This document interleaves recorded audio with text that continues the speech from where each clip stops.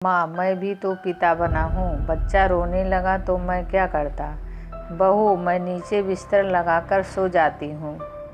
रात को बाबू परेशान करेगा तो मैं संभाल लूँगी, तुमसे नहीं होगा। नहीं माँ, मैं संभाल लूँगी, आप दूसरे कमरे में सो जाइए। आप पूरा दिन काम करती हैं, रात को भी आराम नहीं करेंगी तो आप बीमार पड़ जाएंगी, फिर कौन देखेगा हम सबको। ये है उर्मिला जी और उनकी बहू काव्या। काव्या ने 10 दिन पहले ही एक सुंदर से बेटे को जन्म दिया है। बच्चा सी सेक्शन के जरिए हुआ है, जिसकी वजह से उसे उठने बैठने में थोड़ी दिक्कत होती है। बच्चा भी शाम से रोता रहता है। जब सबके सोने का समय होता है तो जाग जाता है। दोनों सास बहू की बातें सुनकर काव्या का पति धर्म कुमार बोला, माँ मैं सो जाता हूँ। नहीं बेटा, तुम अलग सो जाओ, कल ड्यूटी भी जाना है और इतने छोटे बच्चे को लेने नहीं होगा। तुमसे वैसे भी यह औरतों का काम है। माँ की बात सुनकर धर्म कुमार कुछ नहीं बोला और सोने चला गया। वह रेलवे में टीटीई है। कुछ देर बाद उर्मिला जी पानी का थर्मस रखते हुए बोली, बहू मैं जा रही हूँ दूसरे कमरे में सोने। अगर बाबू परेशान करे तो मुझे जगा देना, और हाँ, धर्म को अपने कमरे में मत आने देना। कम से कम 1.25 महीना उससे दूर ही रहो। सास के जाने के बाद काव्या भी लेट गई। तभी उसे याद आया कि वह तो दवाई खाई कि नहीं। उठी, दवाई ली और पानी का थर्मस भी, तो देखा कि पानी तो ठंडा है। शायद माँ पानी गर्म करना भूल गई। इतना ठंडा पानी नहीं पी सकती, मुझे भी सर्दी लग जाएगी और साथ में बाबू को भी। वह बाहर निकली तो देखा माँ सो गई है। हाल में पतिदेव सो रहे थे। उसका मन हुआ कि माँ को उठा देती हूँ। फिर देखा गहरी नींद में सो रही हैं तो छोड़ दी। उसने चुपके से किचन में जाकर खुद पानी गर्म करने की सोची। तभी सासू माँ की कही हुई बात याद आ गई, बेटा पूजा हवन करने के बाद ही किचन में जाना। वह अंदर आकर सोचने लगी, क्या करूं, ठंडा पानी ही पी लेती हूँ। लेकिन जैसे ही उसने गिलास में निकाला, पानी काफ़ी ठंडा था। पीने की हिम्मत नहीं हुई। दिसंबर की कड़ाके की ठंडी। वह फिर से बाहर निकली और धीरे से धर्म को उठाया और पानी गर्म करने को कहा।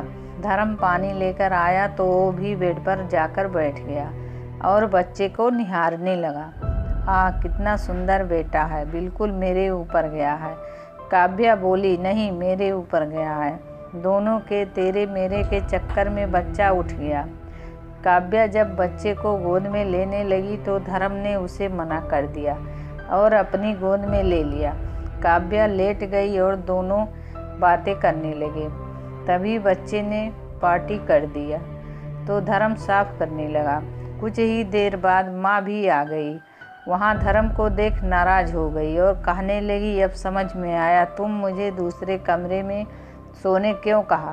धर्म, तुम्हें मना किया था ना, फिर क्यों आया यहाँ। फिर बहू ने बुलाया। काव्या कुछ नहीं बोल पाई, पर धर्म ने कहा, नहीं माँ, मैं तो बस काव्या को गर्म पानी देने आया था। तभी बाबू उठ गया। तब मैंने ही उसे मना कर दिया और अपनी गोद में ले ली। मैं तो पानी रख कर गई थी, अगर नहीं भी था तो मुझे उठाती। तुम्हें क्यों बोली। नहीं माँ, आपने रखा था, पर वह ठंडा था और वह आपको उठाने गई थी, लेकिन आप गहरी नींद में सो रही थी, इसलिए नहीं जगाया। वैसे आपकी आँख कैसे खुली। मेरी भी आँख अचानक खुली तो मैंने सोचा एक बार देख लूँ पोता कैसा है। ठीक है माँ, पर अब जाकर सो जाइए, नहीं तो बीमार पड़ जाएंगी। चल हट, तेरी माँ इतनी भी कमज़ोर नहीं कि बीमार पड़ जाए। अपने पोते के लिए मैं एक रात तो क्या, कई रातें जाग सकती हूँ। तुम सो जाओ, कल तुम्हें ड्यूटी जाना है और वैसे भी यह काम मर्दों का नहीं है। हम दोनों सास बहू मिलकर संभाल लेंगे। अपने 3 बच्चे को तो मैंने अकेले ही संभाला है। तुम्हारे पापा तो क्या, कभी तुम्हारी दादी भी नहीं रात को जागती थी।